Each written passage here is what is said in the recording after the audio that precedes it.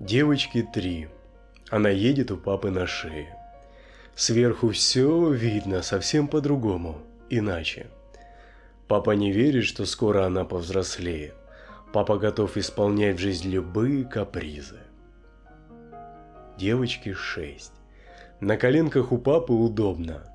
Он подарил ей щенка и большую конфету.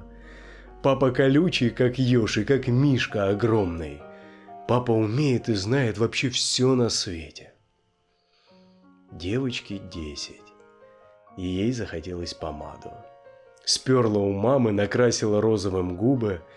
Папа ругался, кричал, что так делать не надо.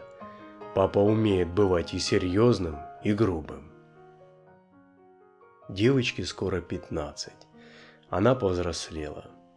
В сумочке пачка эссе в потаенном кармане. Папа вчера предлагал покататься на шее. Девочка фыркнула. «Ты же не выдержишь, старый». Девочка курит в окно и отрезала челку. Девочка хочет тату и в Египет с подругой. Папа вчера доставал новогоднюю елку. Девочке это давно совершенно не нужно. Девочке 20, и она ночевала не дома. Папа звонил раз 500 или может быть больше. Девочка не подходила всю ночь к телефону. Папа не спал ни минуты сегодняшней ночью. Утром пришла. Папа кричал и ругался, девочка злилась в ответ и бросалась вещами. Девочка взрослая.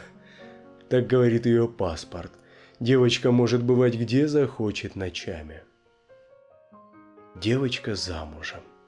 Видится с папой нечасто. Папа седой подарил ей большую конфету. Папа сегодня немножечко плакал от счастья.